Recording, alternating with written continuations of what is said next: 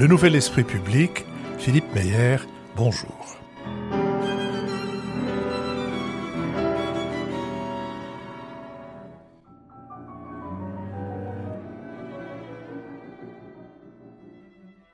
Bonjour, merci de nous avoir rejoints pour ce nouveau Nouvel Esprit Public, au cours duquel nous allons procéder à un exercice un peu particulier, quoique nous l'ayons déjà fait la semaine dernière avec Michel Elchaninov, mais il m'a paru tout à fait opportun de profiter de ce que, dans notre équipe, il y a des gens qui courent le monde et qui vont le voir, pour leur demander de nous raconter le monde, ou en tout cas la part du monde qu'ils ont vu.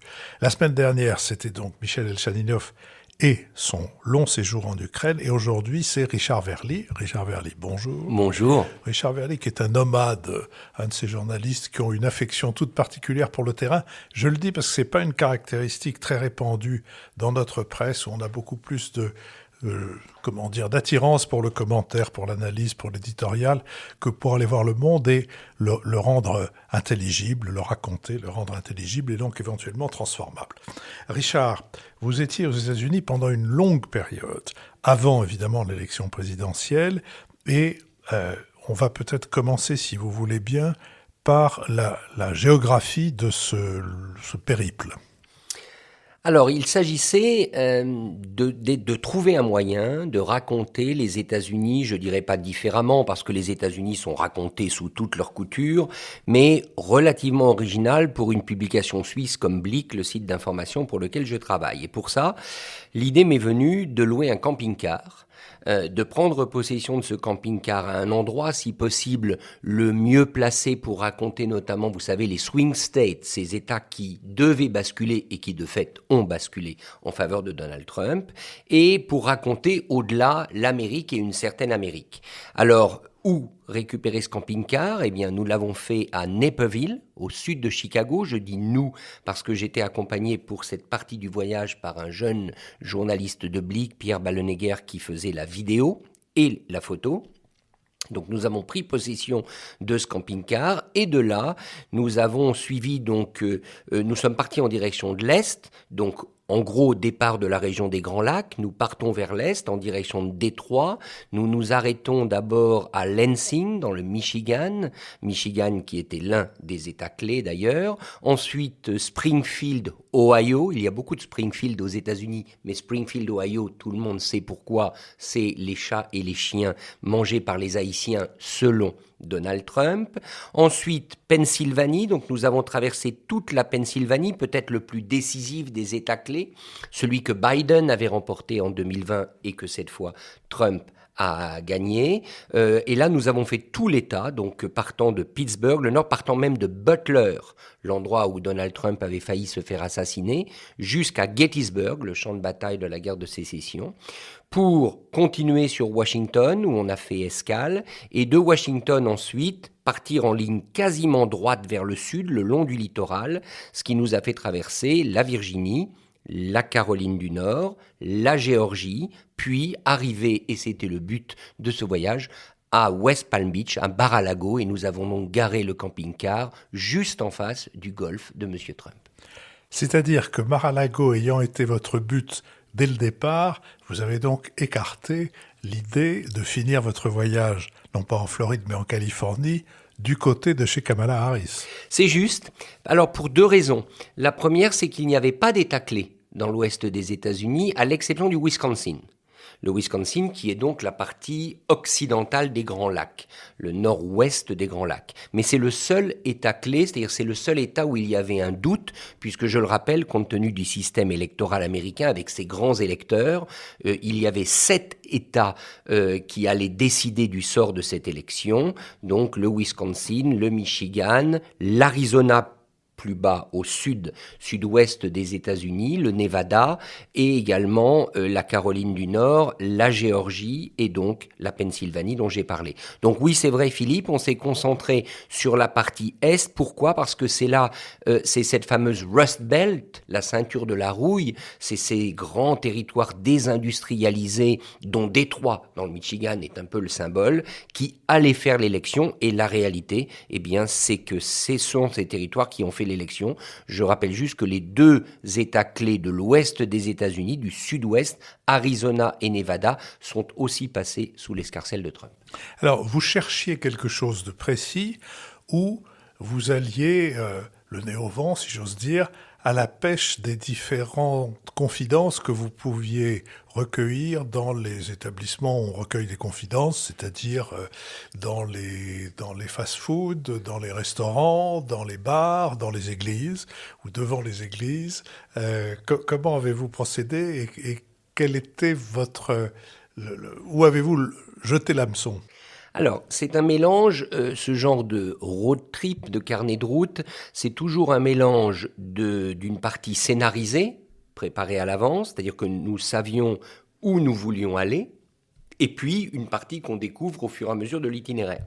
Moi, j'avais une conviction qui s'est avérée juste, et d'ailleurs j'espère que je le referai à d'autres occasions, c'est que le camping-car allait nous permettre de voir les Américains, j'allais dire, à hauteur de pare-brise.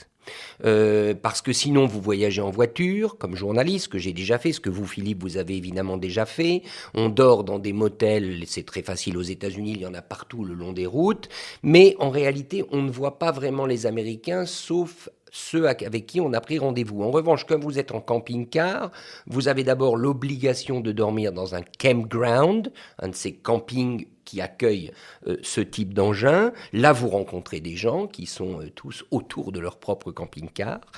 Mais vous avez aussi, je dirais, un autre rapport avec les gens quand vous êtes au Walmart pour faire votre provision, donc dans ce grand supermarché, bien évidemment, vous suscitez les interrogations. Alors, j'en avais rajouté une louche en termes de, je dirais, d'incitation à la parole, c'est que systématiquement, je m'habillais avec le survêtement rouge flashant de Blick, à la marque de Blick, parce qu'on nous avait fourni 2-3 vêtements publicitaires qui d'habitude sont utilisés par les équipes de marketing pour vendre les abonnements de Blick en Suisse alémanique.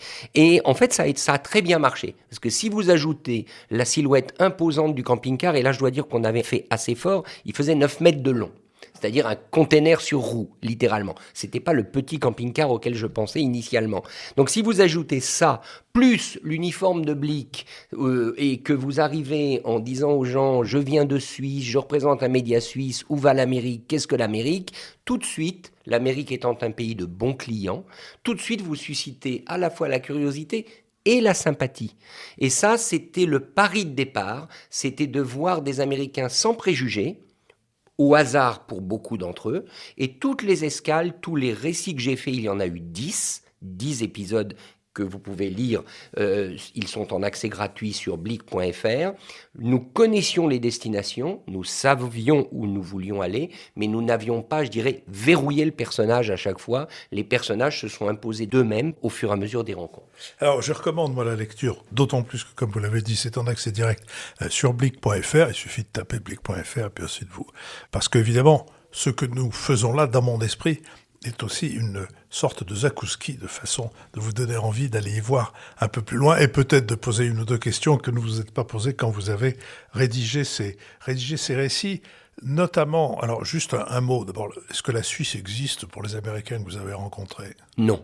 Ah. Non, elle n'a existé que dans un endroit, et c'est d'ailleurs pour ça que nous y sommes allés, c'est qu'il y a une ville de Caroline du Nord qui s'appelle New Bern, la Nouvelle Berne, qui a été fondée par une famille aristocratique assez connue en Suisse, les De Graffenried, ci-devant ancienne famille de capitaines de garde suisses qui ont une longue histoire avec la France, et l'un de ces De Graffenried, au XVIIIe siècle, au début du XVIIIe siècle, avait décidé de partir aux États-Unis et d'y fonder New Bern. C'est en Caroline du Nord, c'est sur la façade atlantique, et là, vous avez l'ours de Berne, parce que l'ours c'est le symbole de Berne, la capitale fédérale suisse, vous l'avez absolument partout, c'est une recette touristique, vous avez le drapeau suisse partout, ce sont les seuls qui, au cours de notre itinéraire, les seuls à nous avoir parlé de la Suisse, qu'ils connaissaient via leur drapeau ou via l'ours de Berne. Et ils vous ont appris des choses particulières plutôt à propos des États-Unis et de leur coin des États-Unis? Oui, alors l'escale de New Bern était vraiment intéressante. D'abord, je vous recommande sur le site de Blick, il y a une petite vidéo faite par mon collègue justement sur les clichés.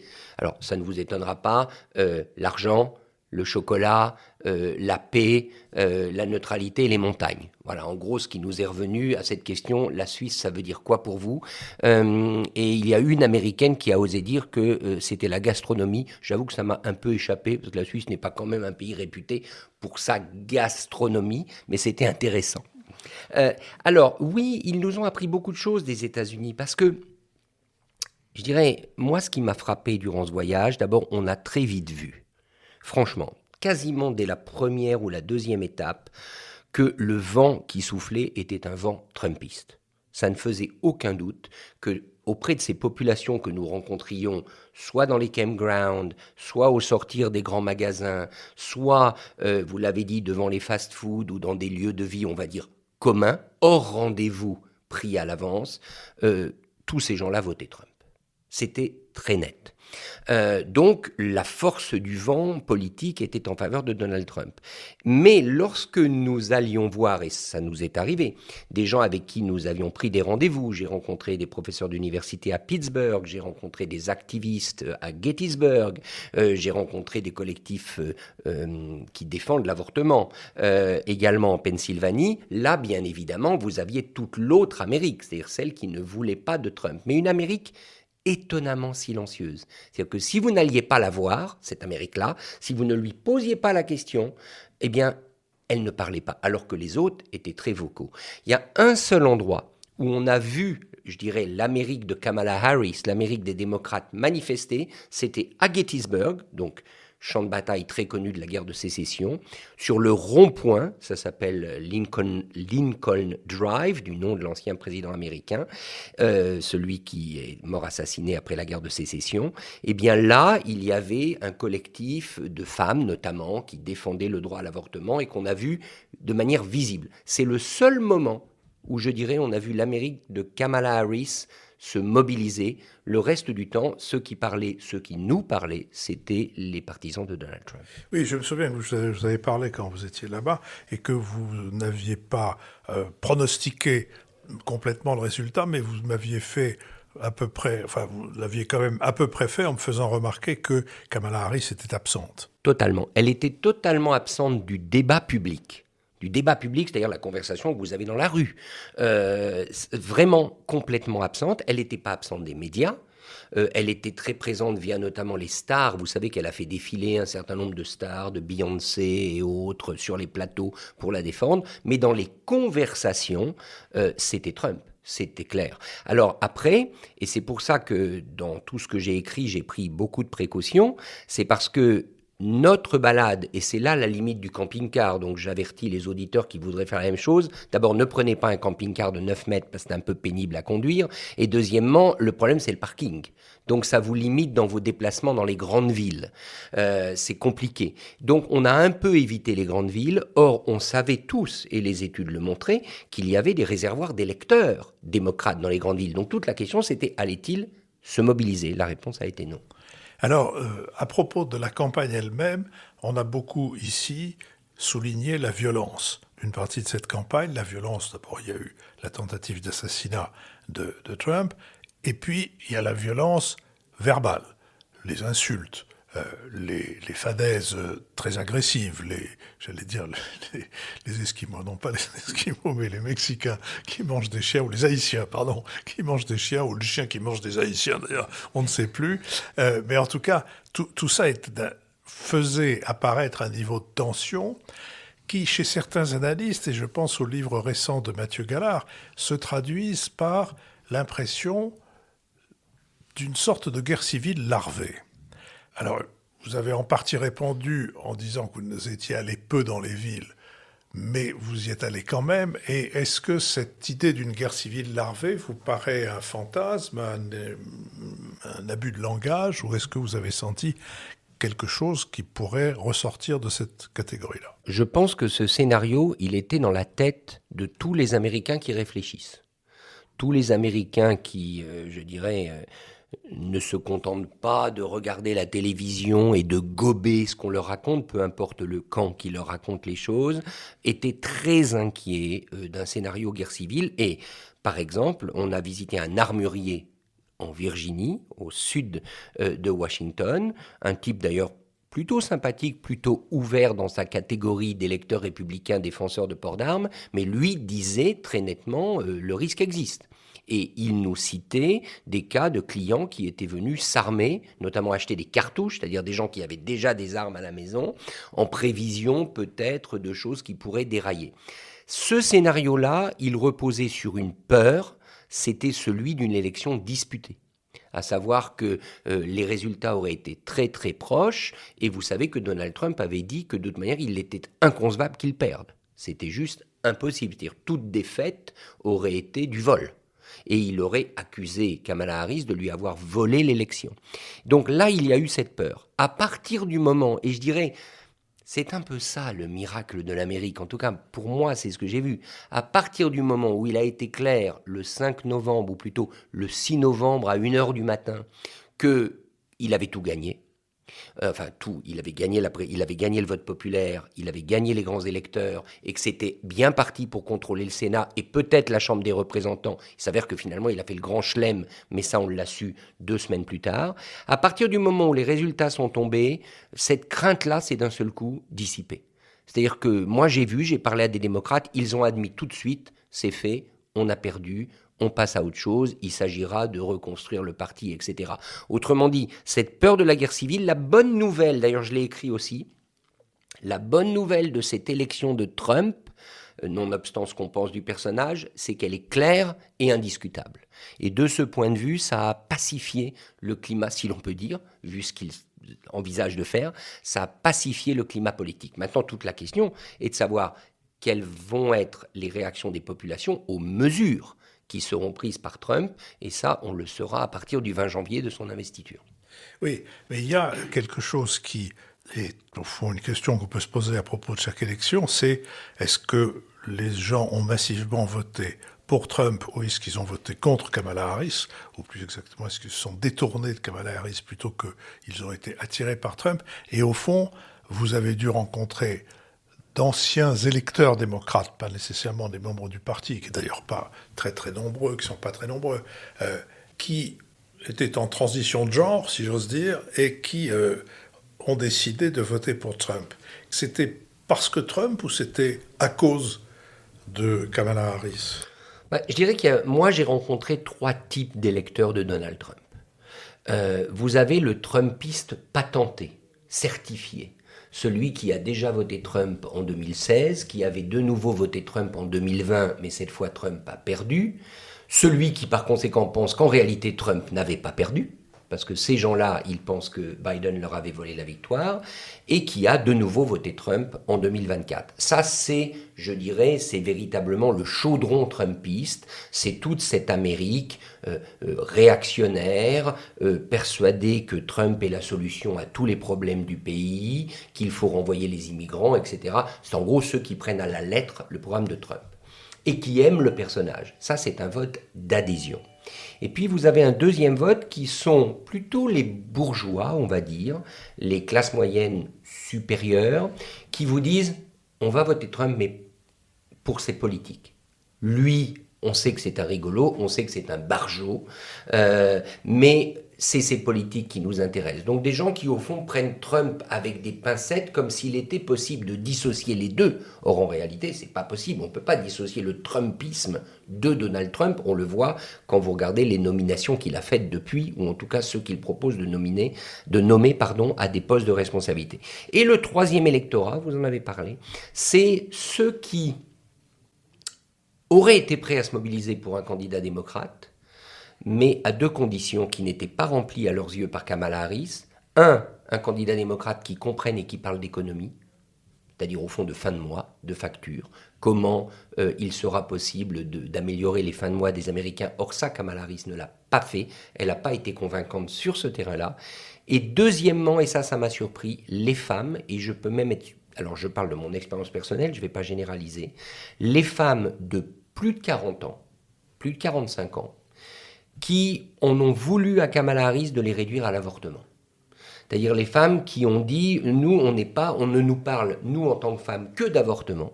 mais on est aussi des mères de famille, on a aussi des maris, et quelquefois les maris votent Trump, etc. Et vous avez tout un électorat féminin notamment, qui n'est pas pro-Trump, qui avait voté Biden au moment de la pandémie de Covid, parce qu'à ce moment-là, Trump était rentré dans des délires absolus, et le vote Biden, c'était le vote protecteur, mais qui n'ont pas suivi Kamala, parce qu'elle ne leur parlait pas d'économie, pas de pouvoir d'achat, et qu'elle ne faisait que leur parler d'avortement. Alors, il y a eu des surprises en matière de vote ethnique. Les Noirs, les Latinos, les Asiatiques, non, c'était pas une surprise, mais n'ont pas du tout été derrière les démocrates comme... et vous en avez rencontré, j'imagine. Je vais vous donner un exemple très simple qui va faire un petit trait d'union vers un autre personnage important de cette élection qui est Elon Musk. Au sud du Texas, Elon Musk a sa base de lancement des fusées Starship à Boca Chica, qui est à l'extrême sud du Texas. Et Boca Chica est situé dans un comté qui s'appelle le comté de Cameron, dont la ville principale est Brownsville. Ce comté n'avait jamais voté républicain. De toute son histoire, ce comté était démocrate. Et bien là, pour la première fois, il a voté républicain. C'est-à-dire que vous avez littéralement un vote nouveau que Trump a su conquérir avec la manière dont il a parlé. Pourquoi je le dis ? C'est parce que là, vous avez des hispaniques. Vous avez énormément d'hispaniques, c'est là où il y a le fameux mur. Et pourquoi les hispaniques ont voté Trump ? Moi, ce qui m'est revenu, bien évidemment, là encore, je ne vais pas généraliser, il y a des études qui l'expliquent en détail. Moi, les deux arguments principaux qui me sont revenus, c'est que, un, il va nous enrichir. En gros, ils ont voté pour un distributeur automatique de billets qui s'appelle Donald Trump. Ils ont la conviction que Trump va délivrer des billets qui viendront sur leur compte en banque d'une manière ou d'une autre. Et deuxième chose, c'est le candidat, c'est triste à dire, mais on sait comment ça fonctionne, c'est le candidat qui va renvoyer les nouveaux migrants. C'est-à-dire ceux dont on ne veut pas. Nous, les migrants qui sont venus, qui sont installés, qui avons nos familles, on ne veut pas des nouveaux migrants, sous-entendu les migrants des cartels de la drogue. Enfin, on trouve toujours une excuse pour dire que le nouveau migrant est moins comestible que vous ne l'avez été vous-même dans le passé. Ça, c'est pour les hispaniques.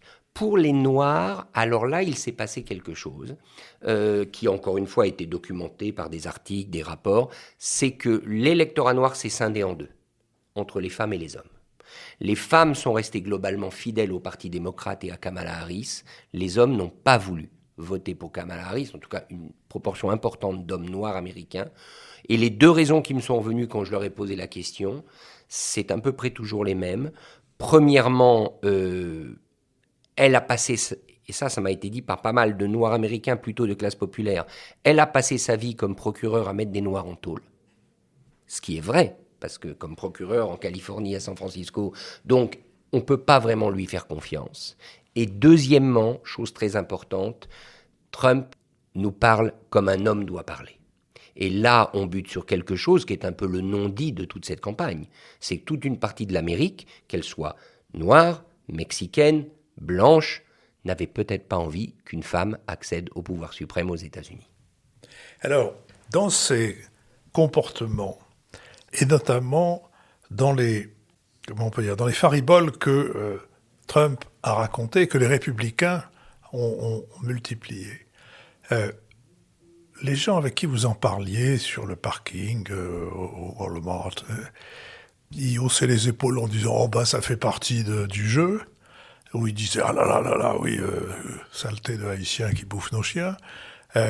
Quelle est la distance, c'est ça le fond de ma question, quelle est la distance entre la théâtralisation de la campagne et la manière dont les électeurs que vous avez rencontrés l'ont entendu ? Il y a eu un excellent papier, enfin je trouve excellent, dans le New York Times, j'essaierai de le retrouver, puis on mettra la référence avec l'émission, qui disait « Après le 5 novembre, Trump ressemble à l'Amérique ». Et je crois que c'est vrai. C'est-à-dire que ce qu'on appelle théâtralisation, ce qu'on appelle faribole, c'est l'Amérique. C'est une grande partie de l'Amérique d'aujourd'hui. Et il faut, pour ces gens-là, c'est pas des fariboles. Pour ces gens-là, dire que les Haïtiens mangent des chiens et des chats, c'est peut-être pas vrai, mais 3 points de suspension. S'ils l'ont pas fait, ils pourraient, et peut-être qu'ils l'ont fait quand même. Vous voyez ce que je veux dire ? Donc, il y a quand même toute une partie de l'Amérique qui, honnêtement, me fait peur. Et m'a fait peur, qui est une partie de l'Amérique prête à gober tous les clichés, qui non seulement ne les questionnent pas, mais les reprennent volontiers, les colportent. C'est une Amérique qui a peur elle-même et donc qui génère de la peur.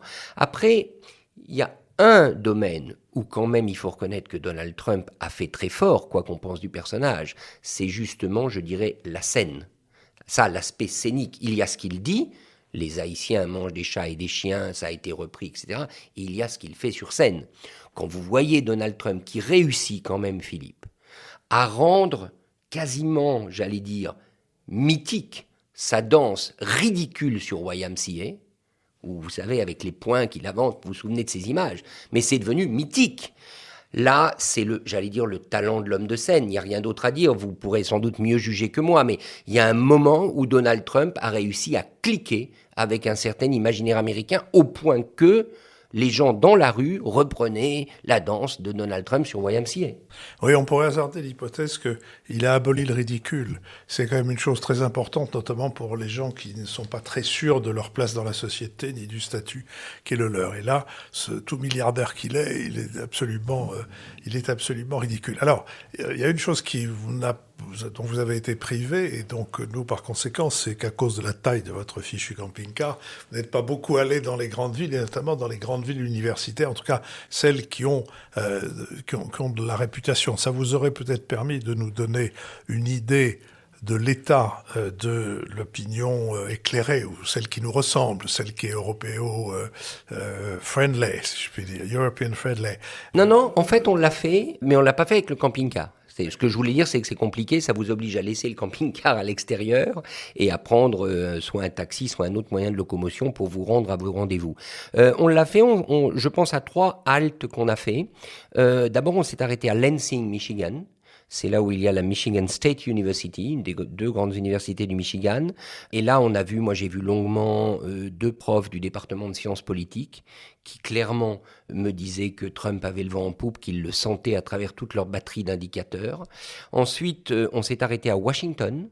Et là, on est allé d'ailleurs à l'université de Howard, celle où Kamala Harris avait prévu de faire sa soirée électorale, mais c'était une soirée de défaite, et d'ailleurs, elle ne s'est pas montrée le soir du 5 novembre, où là, on voyait bien que dans une partie de l'électorat noir, notamment masculin, ça flanchait, ou en tout cas, ça doutait du vote pour Kamala Harris. Et puis, ensuite, alors c'est pas une grande ville, mais elle a un collège, une université assez réputée, c'est Savannah, au sud de la Géorgie, Savannah, ou à la Savannah State University, qui est un des premiers collèges noirs. Vous savez, les collèges où les Noirs pouvaient aller à l'époque de la ségrégation raciale, qui est maintenant une université à part entière, où là, j'ai vu au moins un sociologue qui m'a longuement parlé et qui, lui, m'a clairement dit que le Trumpiste était une lame de fond.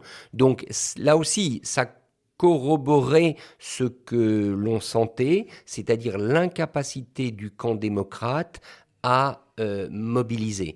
On l'a vu à Savannah, je suis allé à un meeting de Tim Walz, le colistier de Kamala Harris, blanc, gouverneur justement du Minnesota, si je ne me trompe pas, qui mobilisait, mais c'était pas énormément de gens, c'était beaucoup de femmes, et pas un mot sur l'économie. C'était quand même étonnant, pas un mot sur l'économie. Tout le discours de Tim Walz était un discours, on va dire, sociétal, axé sur le vote des femmes et notamment le droit à l'avortement, avec ce slogan qu'il a réputé « Ne laissez pas Trump entrer dans vos chambres à coucher ». Ces 2 colistiers, les 2 vice-présidents, ont existé pour vous de quelle manière? On vous en a parlé, on a mis, président Tom Walz s'était porté au pinacle en Europe comme représentant ce que l'Amérique a de meilleur, c'est-à-dire solide, un bon père de famille, un excellent coach, ce qui est vraiment le summum, c'est comme un grand chef scout, il faut dire. Et d'ailleurs, il en avait toutes les caractéristiques et sûrement toutes les qualités. Je ne me moquerai pour rien au monde des chefs scouts, il s'en trouve quantité dans notre auditoire, je suis sûr. Mais à l'inverse, Vance, lui, représentait, je dirais, il sentait le soufre. Il sentait le soufre, d'abord quelqu'un dont les opinions sont assez versatiles, quelqu'un qui est prêt à peu près tout pour défendre est-ce qu'il faut dire des convictions, je ne sais pas, aller Au-delà de Trump, et est-ce qu'ils ont existé dans les contacts que vous avez eus? Est-ce que vous en avez parlé? Oui, alors, Tim Walz, donc ex-colistier de Kamala Harris, comme vous le dites, coach de football américain, je dirais cette image d'un leader populaire. Il existait, mais étonnamment, il n'a pas, peut-être parce que c'était le plan de campagne, je ne sais pas, mais il n'a pas du tout été le pendant, on va dire, économique et social de Kamala Harris. C'est-à-dire, il a au fond récité le même discours qu'elle. Donc tous les deux étaient vraiment calés sur un discours sociétal, axé beaucoup sur les femmes, axé sur la question de démocratie, de Trump fasciste. C'était ça. Et moi, j'ai été très étonné de voir que Tim Walz n'avait pas pris le flambeau sur les thèmes économiques traditionnels, etc. Donc il a existé, oui, il faisait des... On m'en a parlé, mais les gens, ça percutait pas. On sentait qu'il n'y avait pas une empreinte Tim Walz. J.D. Vance, c'est complètement différent. J.D. Vance, d'abord, il est impossible d'exister à côté de Donald Trump. Vous ne pouvez pas. Il n'y a pas de place à côté de Donald Trump. Même si vous êtes son vice-président, et d'ailleurs on le voit là dans la période de transition, tous les communiqués sont signés Trump-Vance, les communiqués que je reçois, comme tous les journalistes, mais J.D. Vance, vous le voyez nulle part. Donc c'est pas possible d'exister. Par contre, il existe intellectuellement.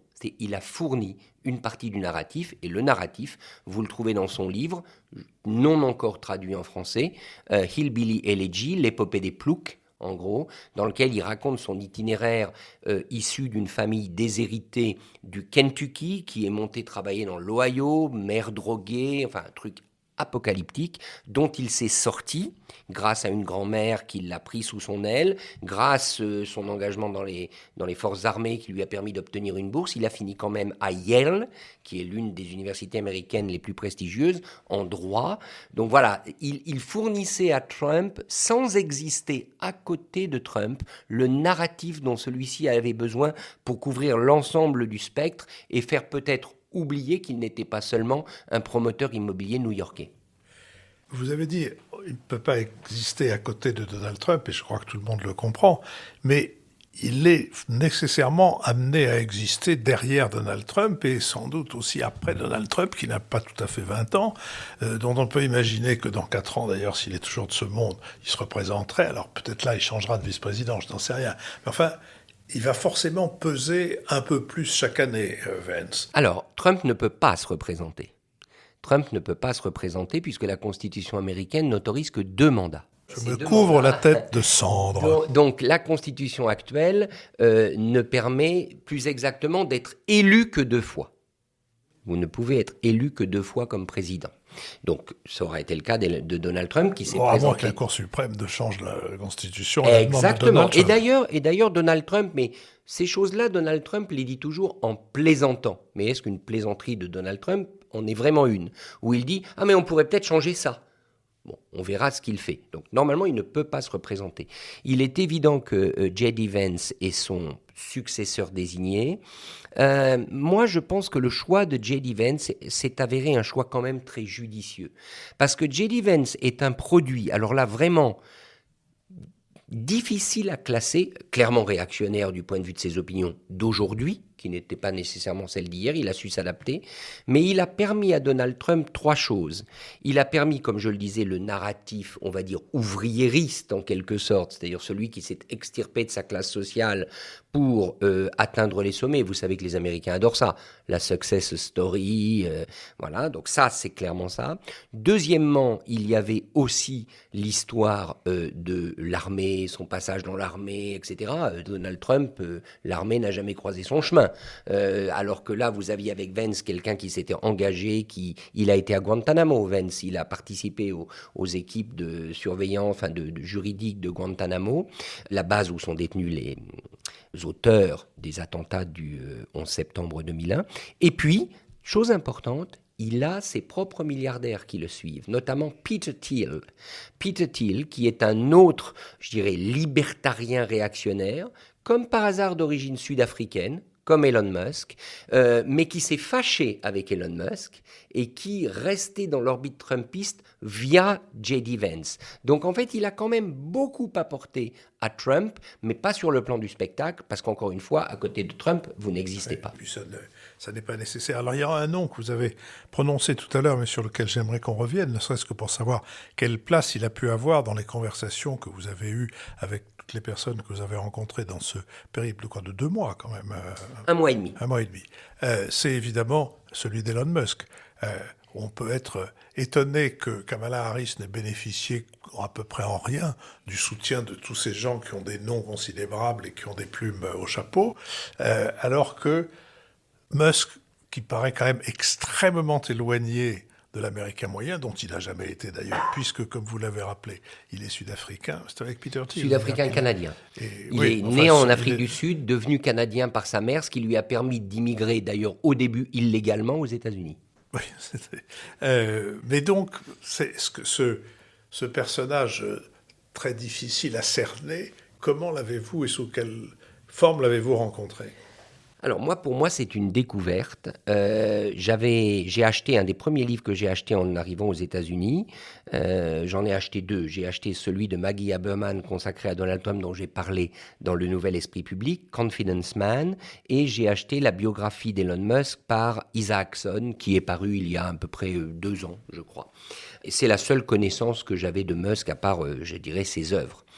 Je crois que moi, je me suis rendu compte de 2 choses. D'abord, je n'avais pas compris, par mes connaissances des États-Unis, du caractère américain, à quel point Musk apportait à Trump la dimension du nouveau rêve américain, c'est-à-dire le nouvel horizon. Trump n'a pas d'horizon. Trump, son seul horizon a été de construire des gratte-ciel à New York et de vendre sa marque ou de l'apposer sur des gratte-ciel dans un certain nombre de villes, y compris Chicago. Si vous allez à Chicago, ville démocrate s'il en est, vous avez une énorme Trump Tower au milieu de la ville. À part faire ça, ce qui est déjà important, Trump n'a pas de nouvel horizon. Alors que Musk, c'est un appel profond à l'imaginaire américain qui est celui de la conquête. Et ça, je m'en suis rendu compte sur place. C'est-à-dire que je n'ai vu personne pour me dire qu'Elon Musk était dingue, point. Les gens ajoutent toujours « il est dingue, mais ». Il fait de grandes choses. Il est dingue, mais il va réussir à faire ce que la NASA ne faisait plus. Il est dingue, mais il va aller sur Mars, etc., etc., etc. C'est-à-dire que là, la combinaison des 2 a quand même fourni une dimension supplémentaire à Donald Trump, à tel point que je ne suis pas sûr que Donald Trump aurait eu une campagne aussi réussie, il aurait réussi à balayer autant différents spectres de l'électorat s'il n'avait pas eu Musk à ses côtés. Puis le deuxième élément que j'ai pu constater notamment en allant au Texas, où je suis allé à la nouvelle Gigafactory de Tesla, nouvelle usine de Tesla, la dernière née, et sur le site, je le disais, de lancement de fusée de Boca Chica, c'est que Musk, c'est sérieux.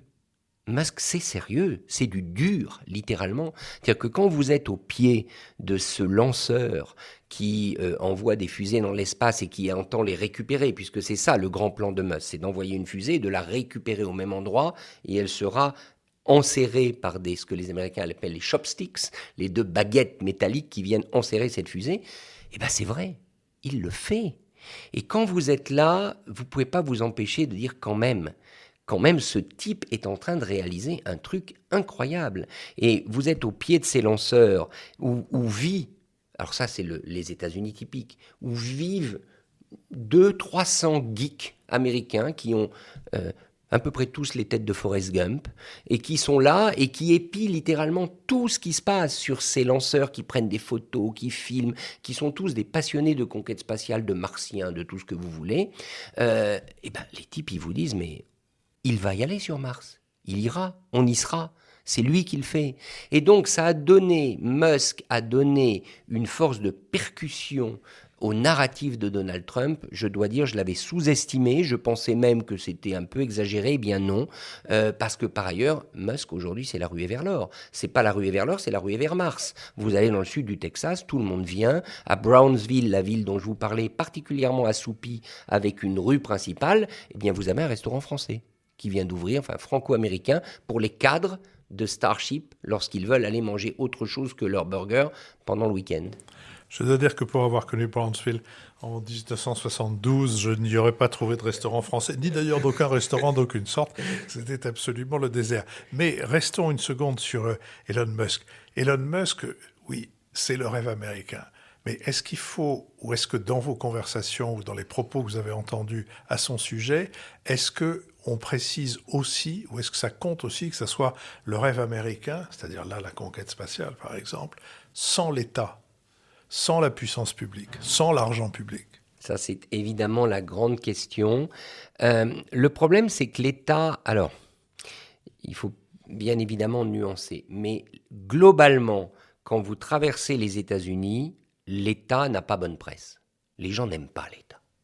Globalement, les gens à qui vous parlez, vous en avez très peu qui se réjouissent de l'État. Ce que vous entendez, c'est plutôt l'État fait trop, l'État intervient trop, etc. Et à chaque fois, pour répondre à votre question précisément, que j'ai parlé d'Elon Musk et de l'État, et notamment de la NASA, qui était l'outil, qui est toujours l'outil étatique de la conquête spatiale, ce qui m'est revenu, c'est... La NASA n'y arrive plus. La NASA est devenue bureaucratique. La NASA, c'est plus des ingénieurs, c'est des administrateurs. Voilà, c'est ça. C'est-à-dire qu'au fond, Elon Musk, il a, dans son domaine, démontré qu'on peut faire sans l'État, mais avec un mode d'emploi qui est soit remarquable, si on trouve ça bien, soit effroyable. C'est-à-dire que lui, c'est très simple. Et ça, on me l'a dit. Il envoie des fusées, les fusées cassent, tombent, il répare, il adapte, c'est-à-dire aucune considération d'aucune sorte sur la sécurité, les risques, enfin des considérations bien moindres que celles de la NASA. Donc il y a cette idée qu'Elon Musk est en train de révolutionner les grands projets, disons, publics, sans l'État, et là on touche à la mission que lui a confiée Trump, c'est évidemment de déstructurer cet État, puisqu'il a prouvé, lui, qu'on pouvait envoyer des fusées dans l'espace, et peut-être demain jusqu'à Mars, sans s'appuyer sur cet outil qui s'appelle la NASA, même si, je le dis pour nos auditeurs, une chose importante, tous les futurs vols habités, qu'ils aillent sur la Lune ou sur Mars, se feront toujours au départ de Cap Canaveral en Floride, sous l'égide de la NASA, parce que c'est là qu'il y a les conditions de sécurité requises pour mettre des astronautes dans une fusée. Autrement dit, Elon Musk, comme me l'a dit l'un de ces geeks qui campe à côté de la rampe de lancement, ce sera le Federal Express de Mars. On enverra les colis, Philippe. Je vous enverrai des colis via les fusées Elon Musk quand vous habiterez sur Mars, mais ce ne sont pas les astronautes qui partiront du Texas. Juste un mot pour en finir avec Elon Musk. On imagine mal comment il peut à la fois diriger toutes les entreprises qui sont les siennes et être le ministre du nettoyage, du passage de la tronçonneuse, pour reprendre l'image du président argentin, avec lequel il semble avoir plus d'un point commun. Alors évidemment, vous n'avez pas resté aux États-Unis après l'élection, ou très peu, vous n'avez donc pas pu voir quelle tournure les choses allaient prendre, mais vous avez eu l'impression d'avoir affaire à une opinion, celle, encore une fois, ne généralisons pas, celle des gens que vous avez rencontrés, mais c'est un long périple, vous en avez donné le détail, qui serait prêt pour une tronçonneuse. Oui, je crois qu'il y a une bonne partie de la population américaine qui est prête à la tronçonneuse, si l'on prend cette image, qui est donc celle du président argentin Milei, qui est prête à amputer l'État d'un certain nombre de ses programmes, parce que, pour deux raisons. La première, c'est parce que les gens estiment que cet argent est perdu, mal utilisé, mal distribué, et qu'il se perd dans les dédales de la bureaucratie. D'ailleurs, c'est une impression, voilà, c'est comme ça. Et deuxièmement, parce que, et ça c'est une spécificité qu'en Suisse on peut comprendre, plus difficile à comprendre en France, c'est que l'État auquel les Américains ont affaire au quotidien, ce n'est pas l'État fédéral. C'est l'État, le state, donc l'État dans lequel vous vivez, ou l'État à travers le comté, c'est-à-dire les services que distribue le comté. Cet État-là, les Américains y tiennent. Cet État, disons, à dimension régionale ou provinciale, ils y tiennent. L'État fédéral, il a aujourd'hui mauvaise presse, même si les programmes de Joe Biden ont eu, et c'est le paradoxe, ils ont eu une influence positive sur l'économie, et Donald Trump va en profiter. Ça, c'est l'injustice absolue de la politique. C'est que Donald Trump va profiter de ces programmes de grands travaux, notamment de l'Inflation Reduction Act, vous savez, l'IRA, et de tout l'argent qui a été injecté dans les entreprises ou au service des entreprises, notamment celles qui utilisent des technologies décarbonées. Mais ça, les gens ne le voient pas, ne le sentent pas. Ils estiment effectivement que l'État fédéral, c'est-à-dire Washington, est devenu une machine incontrôlable, beaucoup trop importante, et qu'il faut, il faut la tronçonner, et qu'elle peut être tronçonnée, ce qui permet à Elon Musk d'affirmer, même si son département ne sera pas un ministère à part entière. C'est-à-dire, Trump n'a pas créé un nouveau département ministériel avec une administration. Il a nommé Elon Musk et Vivek Ramaswamy, en gros ce qu'on appellerait en France haut commissaire à la réforme de l'État. Ce serait le terme qu'on emploierait en France. Eh bien, Musk affirme qu'il va supprimer 2000 milliards de dollars de dépenses publiques sur un total de 6 000 milliards de dépenses de l'État fédéral. Au fond, en tant que haut-commissaire de l'État à la réforme, Elon Musk sera le François Bayrou des États-Unis. Peut-être la tronçonneuse en plus. Enfin, nous ne savons pas. Richard Verly, je vous remercie beaucoup de nous avoir gardé du temps pour le récit de votre voyage. Et je rappelle à nos auditeurs que sur le site blick.fr, ils peuvent trouver en accès libre la totalité, les 10 épisodes de Chicago à Mar-a-Lago. Merci beaucoup.